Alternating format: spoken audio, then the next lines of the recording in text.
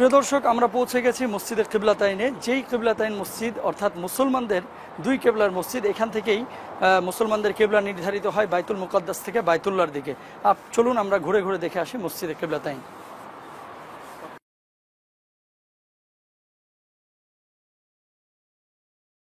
প্রিয় দর্শক, আমরা এখন দাঁড়িয়ে আছি মসজিদের কিবলাতাইন অর্থাৎ দুই কেবলার মসজিদে।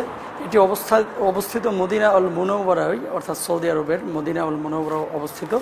ঐতিহ্যবাহী আরবীয় স্থাপত্য শৈলীতে নির্মিত এই মসজিদটি দ্বিতীয় হিজরি মোতাবেক 623 খ্রিস্টাব্দে এবং এটি ইসলামী যুগের তৃতীয় মসজিদ। মুসল্লি ধারণ ক্ষমতা 2000, আয়তন 3920 স্কোয়ার মিটার, গম্বুজ সংখ্যা 2টি, ব্যাস 8 মিটার এবং 7 মিটার, উচ্চতা 17 মিটার, মিনার সংখ্যা এখানে হচ্ছে 2টি। মদিনা মহানগরীর পশ্চিম প্রান্তে অবস্থিত মসজিদে কিবলাতাইন ইসলামী যুগের তৃতীয় মসজিদ অর্থাৎ ইসলামের ইতিহাসে সর্বপ্রথম মসজিদ মসজিদে কুবা, অতঃপর মসজিদে নববী, এবং এই দুটির অব্যাহতির পরেই মসজিদে কিবলাতাইন নির্মাণ করা হয়। কিবলা পরিবর্তনের ন্যায় অতীব গুরুত্বপূর্ণ ঘটনার স্থান এবং সংশ্লিষ্টতার কারণে মুসলিম উম্মাহর দৃষ্টিতে এই মসজিদটি গুরুত্বপূর্ণ এবং এটা খুবই গুরুত্ব বহন করে। হজরত আদম আলাইহিসসালাম থেকে হজরত ঈসা আলাইহিসসালাম পর্যন্ত লক্ষাধিক আম্বিয়া কিরামের একটি কিবলাই ছিল, আর তা হলো বাইতুল মুকাদ্দাস। কিন্তু সর্বশ্রেষ্ঠ নবী রাসূলুল্লাহ সাল্লাল্লাহু আলাইহি ওয়াসাল্লাম এবং তার উম্মতের একাংশের নসিবে বাইতুল মুকাদ্দাস ও পবিত্র কাবা এই উভয় কিবলার দিকে ফিরে নামাজ আদায়ের বিরল সৌভাগ্য অর্জিত হয়েছে। মদিনা মুনাওয়ারার বনি সালামা অঞ্চলের খালিদ বিন ওয়ালিদ সড়ক সংলগ্ন এই মসজিদ সর্বপ্রথম রাসূলুল্লাহ সাল্লাল্লাহু আলাইহি ওয়াসাল্লাম এবং সাহাবা ইকরাম রাদিয়াল্লাহু তাআলা আনহুম আজমাইন নির্মাণ করেন। অতঃপর খলিফা ওমর ইবনে আব্দুল আজিজ রাহিমাহুল্লাহ 100 হিজরি সনে মসজিদে কিবলাতাইন পুনর্নির্মাণ করেন। এর দীর্ঘকাল পর মসজিদে নববীর প্রখ্যাত খাদেম সুজাই শাহিন আল জামালি 893 হিজরিতে ছাদ সহ মসজিদে কিবলাতাইন পুনর্নির্মাণ করেন। এই নির্মাণের 57 বছর পর তুরস্কের উসমানীয় খলিফা সুলাইমান আল কানুনি 950 হিজরিতে পূর্বের তুলনায় বৃহৎ আয়তনে মসজিদে কিবলাতাইন পুনর্নির্মাণ করেন। এই মসজিদটিকে কিবলাতাইন কেন বলা হয়, আমরা সেদিকে যদি লক্ষ্য করি তাহলে দেখব আল্লাহ রাব্বুল আলামিন পবিত্র কোরআনে ইরশাদ করেন, হে নবী, আপনি নিজের মুখ মসজিদে হারামের দিকে ফেরান এবং তোমরা যেখানেই থাকো সেদিকে নিজেদের মুখ ফেরাবে। সূরা বাকারার 149 নম্বর আয়াতে এই কথা আল্লাহ তাআলা বলছেন। এই সেই মসজিদে কিবলাতাইন যেখানে হিজরি 2য় সনে ইসলামের ইতিহাসে এক বিরাট ঘটনার সূত্রপাত হয়, আর তা হলো বাইতুল মুকাদ্দাসের পরিবর্তে পবিত্র কাবাকে মুসলমানদের জন্য চিরস্থায়ী কিবলা হিসেবে মহান আল্লাহ রাব্বুল আলামিন নির্ধারণ করেন, যা আজও 125 কোটি মুসলমানের কিবলা তথা অন্তরের কেন্দ্রস্থল হিসেবে পরিগণিত। সমস্ত জাতি, সকল গোত্র এবং সকল ধর্মের একটি বিশেষ নিদর্শন বা প্রতীক থাকে, যার অনুপস্থিতিতে সে জাতির স্বতন্ত্র জাতিসত্তা প্রতিষ্ঠিত হতে পারে না। এরই পরিপ্রেক্ষিতে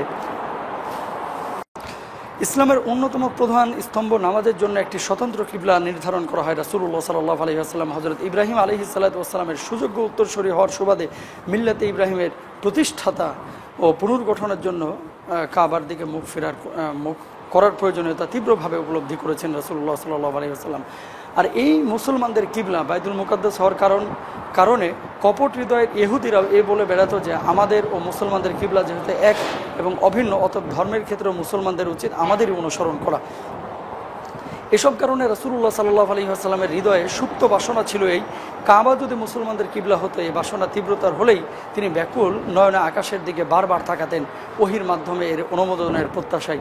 হিজরি 2য় সনের শাবান মাসে রাসূলুল্লাহ সাল্লাল্লাহু আলাইহি ওয়াসাল্লাম কতিপয় সাহাবা ইকরাম রাদিয়াল্লাহু তাআলা আনহুম আজমাইন সহ বিশিষ্ট সাহাবী হযরত বিশর ইবনে বারা রাদিয়াল্লাহু তাআলা আনহুর নিমন্ত্রণে যোগ দিতে মদিনার অদূরে বনু সালামায় পৌঁছে জোহরের নামাজ মতান্তরে আসরের নামাজ আদায়ের জন্য মসজিদে তাশরিফ নিলেন। বলা বাহুল্য, রাসূলুল্লাহ সাল্লাল্লাহু আলাইহি ওয়াসাল্লামের ইমামতিতে সাহাবা ইকরাম রাদিয়াল্লাহু তাআলা আনহুম আজমাইন নামাজ আদায় করছিলেন। দ্বিতীয় এবং তৃতীয় রাকাতের মাঝামাঝি সময়ে আল্লাহর প্রিয় হাবিব সাল্লাল্লাহু আলাইহি ওয়াসাল্লামের আন্তরিক ইচ্ছার বাস্তবায়নে আসমানি নির্দেশ আসলো, হে মোহাম্মদ, আপনি নিজের মুখ মসজিদুল হারামের দিক থেকে ফেরান এবং মুসলমানরা তোমরা যেখানেই থাকো সেদিকে নিজেদের মুখ ফেরাবে। আল্লাহর নির্দেশ এই একই নামাজে রাসূলুল্লাহ সাল্লাল্লাহু আলাইহি ওয়াসাল্লাম এবং সাহাবা ইকরাম রিদওয়ানুল্লাহি আনহুম আজমাইন প্রথম 2 রাকাত বাইতুল মুকাদ্দাস এবং পরবর্তী 2 রাকাত কাবা শরীফের দিকে ফিরে আদায় করেন। বিধায় এই মসজিদটি ইসলামের ইতিহাসে মসজিদে কিবলাতাইন বা 2 কিবলা বিশিষ্ট মসজিদ নামে সুপরিচিত, যে বিষয়টি আমরা এতক্ষণ আলোচনা করেছি এবং আমরা দেখেছি মসজিদের ভিতরটি। ইবনে সাদ হযরত ইবনে আব্বাস রাদিয়াল্লাহু তাআলা আনহু থেকে রিওয়ায়াত করেন যে মদিনায় হিজরতের পর নবী করিম সাল্লাল্লাহু আলাইহি ওয়াসাল্লাম 16 মাস পর্যন্ত বাইতুল মুকাদ্দাসের দিকে মুখ ফিরে নামাজ আদায় করেন। তার বাসনা ছিল বাইতুল্লাহকে কিবলা করা হোক। সে মতে তিনি জিব্রাইলকে বললেন, আমার বাসনা এই যে আল্লাহ তাআলা আমার মুখ ইহুদিদের কিবলা থেকে ফিরিয়ে দেন। জিবরাইল আলাইহিস সালাতু ওয়াস সালাম বললেন, আমি তো একজন বান্দা, আপনি আপনার প্রতিপালকের কাছে দোয়া করুন এবং আবেদন করুন। সে মতে রাসূলুল্লাহ সাল্লাল্লাহু আলাইহি ওয়াসাল্লাম যখন বাইতুল মুকাদ্দাসের দিকে নামাজ পড়তেন তখন আপন মস্তক আকাশের দিকে উত্তোলন করতেন। অতঃপর আল্লাহ তাআলা এই আয়াত নাজিল করলেন, আমি দেখেছি আপনি বারবার আকাশের দিকে মুখ তুলে তাকান, তাই আমি আপনাকে কিবলা সেই কিবলা অভিমুখী করে দিব যাকে আপনি পছন্দ করেন।